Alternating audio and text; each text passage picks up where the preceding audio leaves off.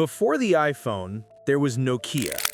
The sound of that startup tone, that cheerful little chime, was the sound of a world connected for the first time.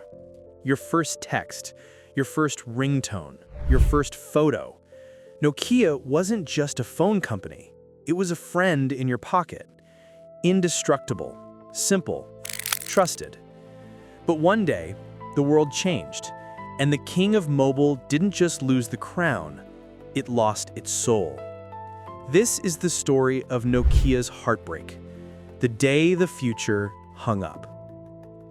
Welcome to Missed Billions Explained, the series where we explore the billion-dollar mistakes, the human pride, and the quiet moments when the future slipped away. If you remember a time when technology felt personal, when phones made life simpler, not noisier, this one's for you. In the late 1990s, the world trusted Nokia.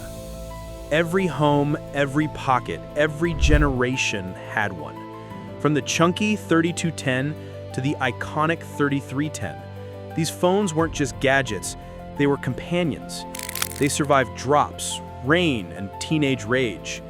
The battery lasted for days, and that snake game, it became the first universal addiction. But what really made Nokia special wasn't the product, it was the feeling. When you held a Nokia, you felt connected, you felt safe. It was the last time technology felt human.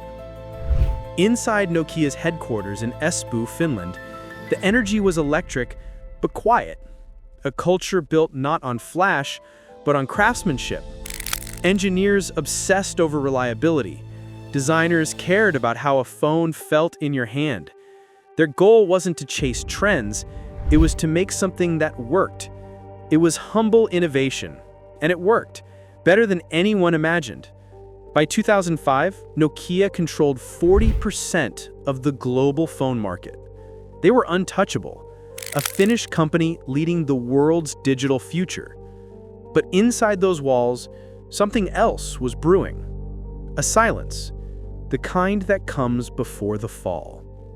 In 2007, Steve Jobs walked onto a stage in California and said 9 words that changed everything. Today, Apple is going to reinvent the phone. And they did. The iPhone wasn't just a device, it was an ecosystem, a screen that could become anything, a world in your hand. While Apple imagined the future, Nokia debated the past. They had the technology. They even had early touchscreen prototypes. But the leadership was afraid. Afraid to abandon what had made them successful. Afraid to break what wasn't broken, yet. They looked at the iPhone and said, "It's just a toy." But toys have a funny way of becoming necessities. The fall of Nokia wasn't caused by bad engineers. It was caused by good people who stopped believing change was necessary. Meetings were full of politics, departments fought over priorities, and decisions took months. While Apple's culture moved fast, Nokia's moved cautiously, too cautiously. The same humility that built their success turned into hesitation that killed it. And when Android came along, open, flexible, unstoppable, Nokia was already behind.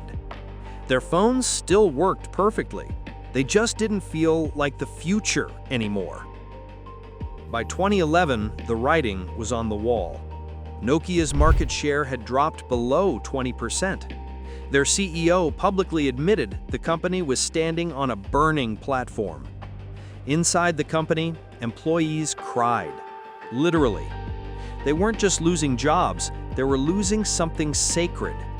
For years, they had believed they were building a better world. And now, they were watching it die, piece by piece, screen by screen. When Microsoft bought Nokia's phone division in 2014, it wasn't a victory, it was a eulogy.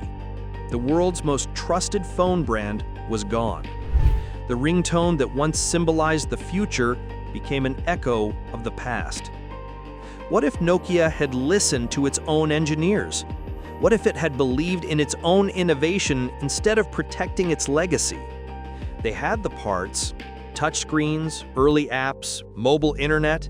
They had everything Apple later mastered, but not the courage to start over. Because starting over means admitting you were wrong.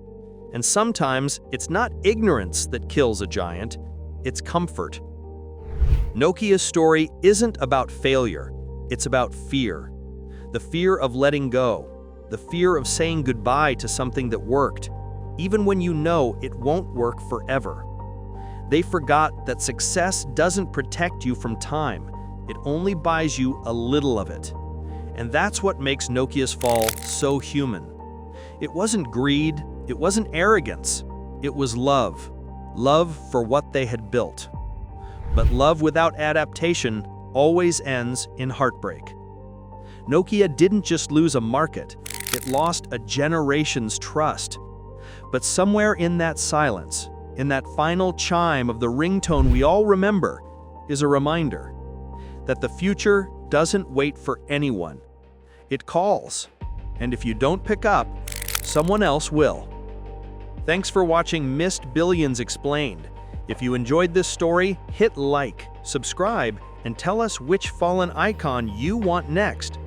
Because somewhere right now, another company believes it's untouchable, and the future is already dialing.